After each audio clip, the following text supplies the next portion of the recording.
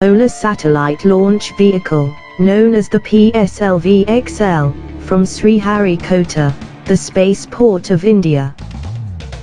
The rocket will lift off from the ground, using its first stage solid rocket motor, and the strap-on boosters. As it travels through the atmosphere, the first stage and the strap-ons will burn out, and separate themselves out of the vehicle, and the second stage liquid engine takes over. When the rocket then comes out of the atmosphere, the heat shield, which नमस्कार दोस्तों, कैसे हो? Fundamental stock analysis series के इस नए episode में मैं आपका बहुत बहुत स्वागत करता हूं। दोस्तों, आज हम जिस कंपनी की बात करने वाले हैं, इस कंपनी का आईपीओ इस साल के मार्च महीने में लॉन्च हुआ।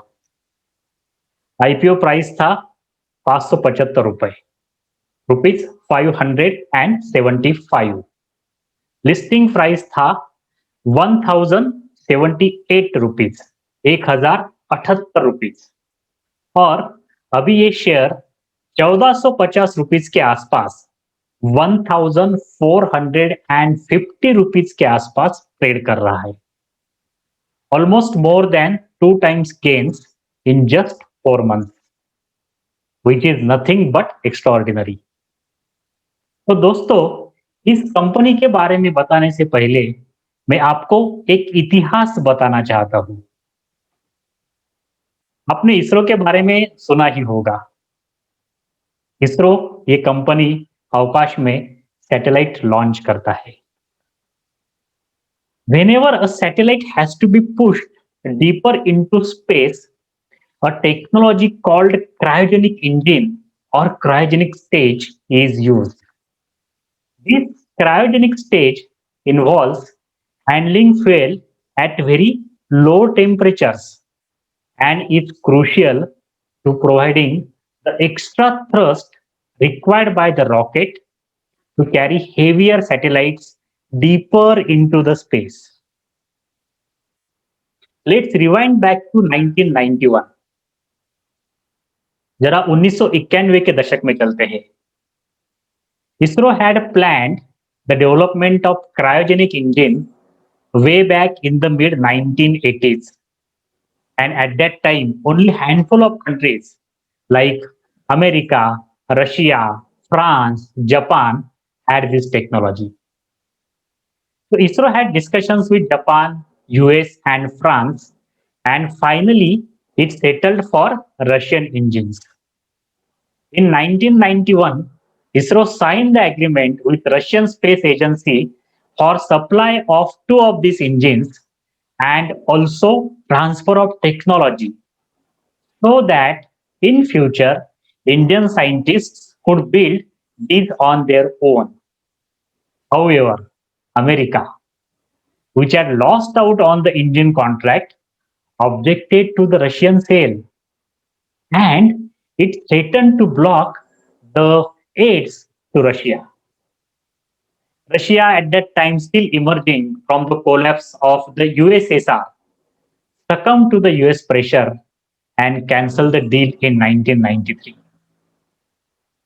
दोस्तों, this was a major setback to Indian space program.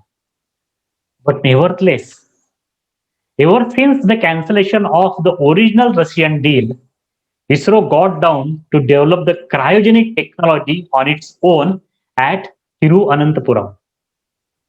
It took more than a decade to build those engines. तो आज हम जिस कंपनी के बारे में बात करने वाले हैं, वो मिशन क्रिटिकल कंपोनेंट्स इसरो को सप्लाई करती है। चंद्रयान, मंगलयान, अग्नि मिसाइल जैसे महत्वपूर्ण प्रोजेक्ट में इस कंपनी का एक्टिव कंट्रीब्यूशन रहा है। ये company also deals in projects of national importance in areas of nuclear power and clean energy. So दोस्तों, इस कंपनी का नाम है MTAR Technologies. It is a precision engineering company. So before we start, couple of disclaimers. The companies covered in the stock analysis series are by no means a buy or sell recommendation. These videos are created purely for educational purposes. An investor is further expected to do his or her own research before making a buy or sell decision. So, dosto, with this disclaimer, let's start. So, dosto, here we go. MTAR Technologies Limited. So, let's see the agenda first. We will talk about the company, its products and services. We will see the company's moats and what are the future growth levers. We will also quickly touch base on the weaknesses and challenges that company may face in the future. We will see the financials and key ratios. And towards the end, we will have a summary and we will see if company is worth an investment. So let's start with the company's product and services. It was formed in 1970 as a partnership firm, and in 1999, it was incorporated as a private limited company. As I stated in the opening slide, it launched its IPO in the March of this year. It deals into three different verticals. The first one is nuclear, and it supplies complex mission critical components and assemblies for nuclear reactors. It has import substitutes like customized ball screws and water lubricated bearings. What is reactor? A nuclear reactor is heart of nuclear power plant which is used to generate the electricity. The second line of business is space and defense. And here again, it supplies complex mission critical components and assemblies, cryogenic engines, liquid propulsion engines, various missile parts. A cryogenic engine or a cryogenic stage, as I stated in the opening slide, is the last stage of space launch vehicles to lift and place the heavier objects in space. And this technology was denied to India way back in 1991. And then ISRO built its own indigenous model. And MTAR is an active partner to that. The next vertical is a clean energy. It manufactures high precision shafts, components, and assembly for ships. It has electrolyzers, hydrogen boxes, etc. So what is electrolyzers? Electrolyzers uses hydrogen to generate the power, and it is a zero carbon emission. So this is one of the biggest achievement in the clean energy area, and the company is planning to supply. It is in the process of making the electrolyzers. So friends, these are three different verticals: nuclear, space, defense, and clean energy. The company is working, and you can see, basically the complexities of the product and services. It requires a deeper engineering knowledge. It requires a deeper understanding of these domains. And these are mostly the mission critical projects. Currently, company manufactures 14 kind of products in the nuclear power sector, 6 in the space and defense sectors, and 3 in the clean energy sectors. Let's see here. The engine for the PSLV C-25, which launched the Mars mission spacecraft as a part of Mangalyaan mission, was supplied to ISRO by MTAR. It is integral for the GSLV Mark III engine for the Chandrayaan-2 mission as well. And it was also involved in the complex assemblies of Agni missiles. So you can see the company deals in the complex engineering solutions, which are the projects. These are the projects of national importance. And company has a great deal of skills and expertise in these sectors. Let's see the client base of the company. In the government departments, it has renowned and very powerful clients like ISRO, DRDO, Indira Gandhi Center for Atomic Research. In the large MNC, Bloom Energy, Rafael, Elbit. In the Indian companies, NPCIL, BHEL, HAL, Hindustan Aeronautics Limited. So you see the company has a very strong and murky client base. Company has developed long-standing relationship with these MNCs, government departments, and large Indian public and private companies. Bloom Energy, which is one of the biggest company in the energy sector, MTAR is the only supplier to Bloom from India. So you see, NPCL, it has 16 plus years of relationship. DRDO, 40 plus years of relationship. ISRO, almost 30 plus percent of 30 plus years of relationships. And Bloom Energy, almost 9 plus years of relationship. So the company has long-standing relationships with all these murky names that we have just seen. Let's talk about the moat of the company. Experienced and quality management team, high entry barriers. As I stated, company deals in the complex engineering solutions, and that itself produces high entry barriers. It operates in the projects of the national importance. It has diverse product portfolio, nuclear, space and defense, and clean energy. These are the verticals that company deals into, and it has developed and established the long-standing relationships with its clients. Precision engineering expertise, complex product manufacturing capacities, and it is well poised to capitalize on the indigenization initiative, Atmanirbhar Bharat initiative of the government, and the fundings allocated by the government in the area of the defense, clean energy sector. So these are various company modes for the company. So clean energy, 50% of the revenue, space and defense, 21% of the revenue, nuclear, 26% of the revenue. And its domestic share of revenue is 45% and export revenue share is 55%.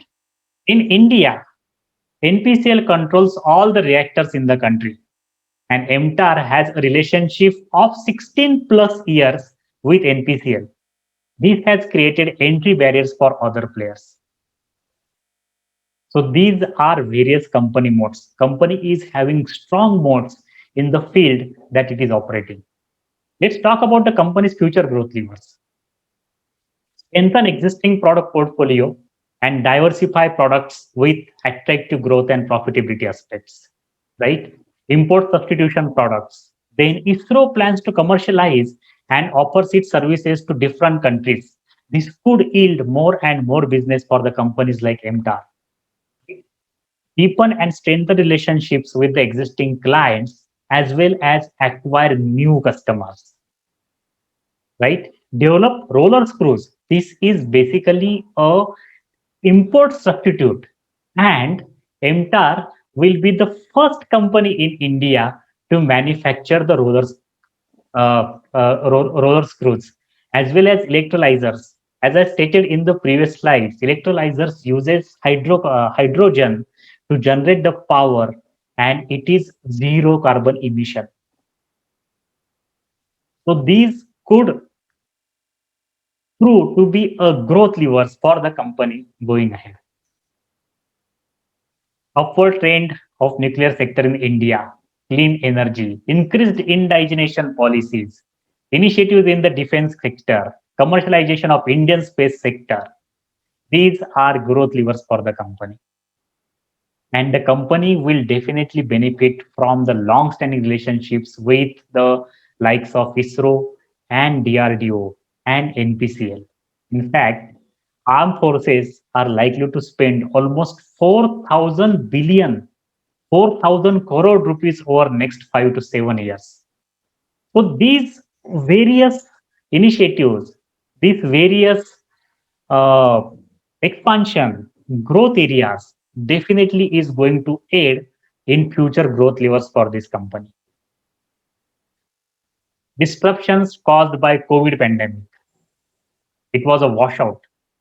The first half of financial year 21 was washout because of lockdown. Festival days is been increased because of the pandemic led disruptions. The company has a moderate scale of operations. So friends, this is not a big company. It is kind of a small to mid size of company, and it has a moderate scale of operation. So this could be like one of the concerns. increased competition or government reducing the capex for the areas of defense or space, right? That may impact the company's revenue in future. It has working capital incentive operations. It needs to maintain the inventory for almost 100 plus days actually. And in last year, net working capital days has increased. So this is another concern.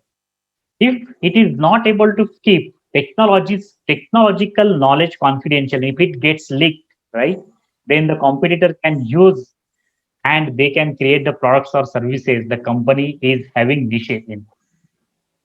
Error in critical applications. Company is dealing in a mission critical applications. These applications are important of for the national.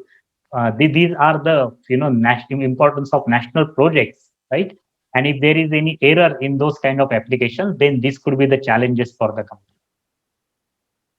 So, friends, as usual, I have divided this presentation into two parts. So we are coming towards the end of part number 1. But stay tune to the part 2.